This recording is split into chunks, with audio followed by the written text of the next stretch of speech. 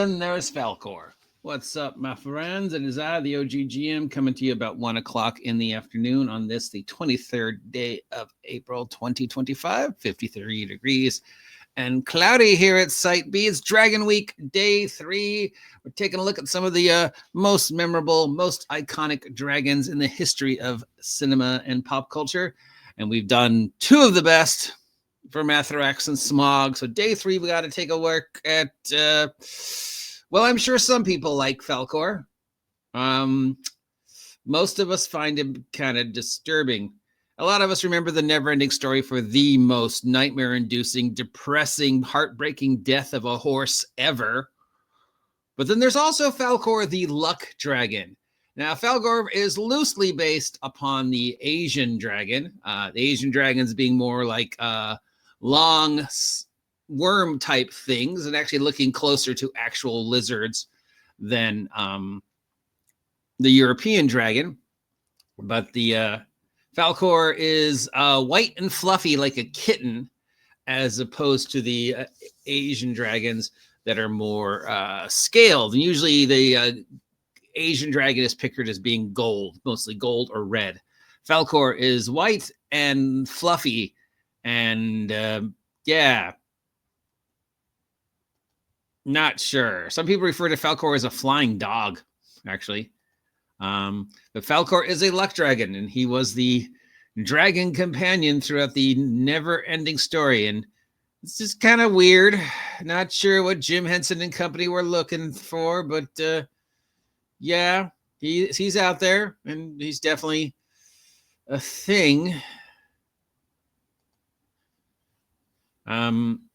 So let's see what the wiki has to say about Falcor.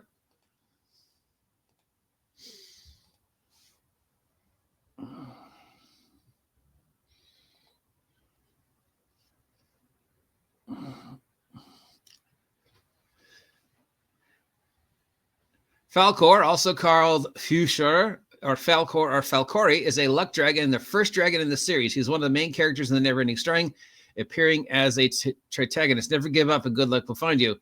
Let's see.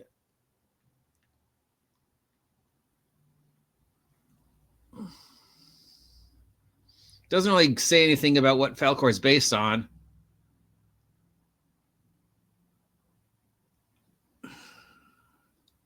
But it just gives his history in the movie.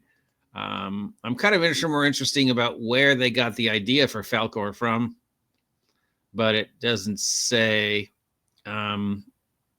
The other mystery of the NeverEnding Story was, what was the princess's name? You know, she was the unnamed princess, and he was supposed to yell her name at the end, but I never heard the name. And I've watched the NeverEnding Story like a dozen times. The nothing, and these look like big, strong hands, and him having to name her to save the Fantasia, but I doesn't even remember what her name was, because I don't.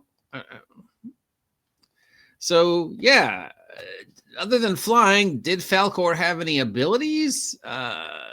Did he really bring luck to Atreyu? Well, based upon the horse, no, he didn't.